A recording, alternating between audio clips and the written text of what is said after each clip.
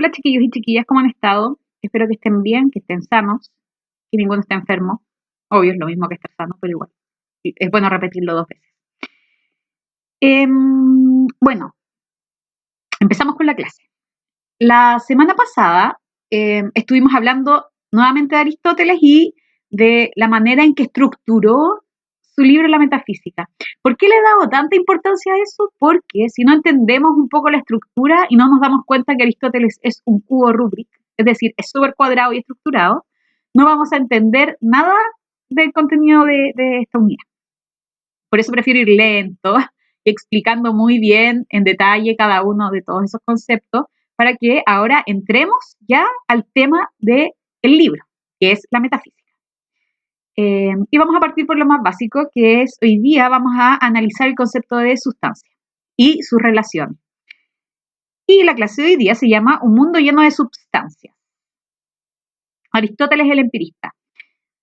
Cuando hablo de sustancias o substancias, ¿qué se les vendrá a la mente? Yo me imagino que lo que se les viene a la mente es estas sustancias que son rosadas, ¿o no? Varios me han dicho eso cuando hablo de sustancias.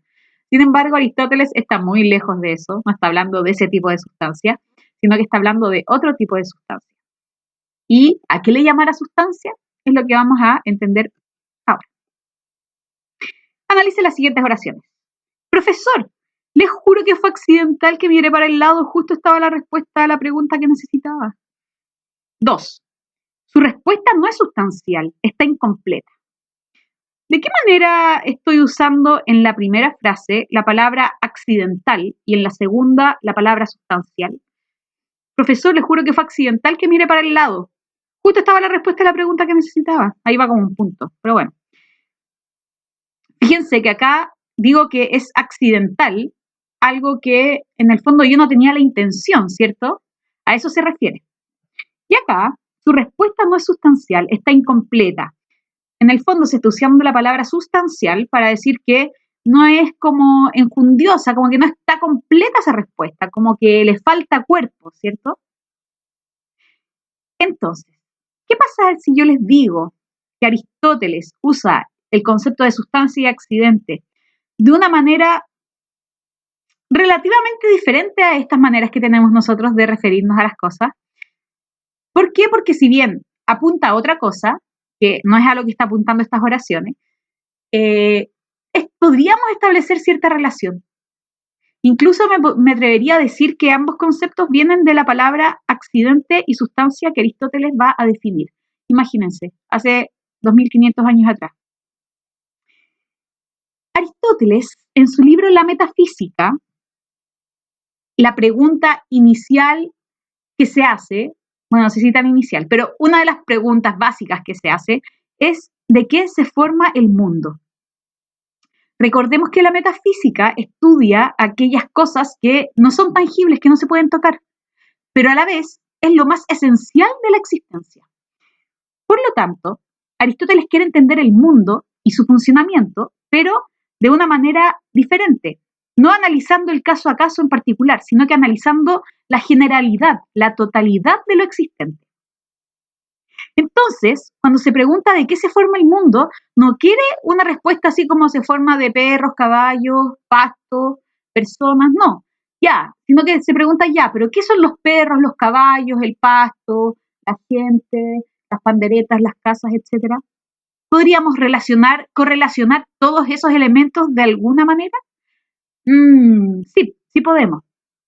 Va a decir que el mundo se forma de substancias o usías, ¿ya? Esta palabra es del griego. En griego, usía, y en español se le llama substancias. La palabra sustancia significa sustrato o sujeto, ¿ya? Substancia, entonces, significa sustrato o sujeto. Por lo tanto, la sustancia es algo que sujeta a otras cosas. Eso es la sustancia. ¿Y cómo lo define Aristóteles? La definición que nos va a dar de sustancia dice así: es aquello separado e independiente, que existe por sí y no por o en otro.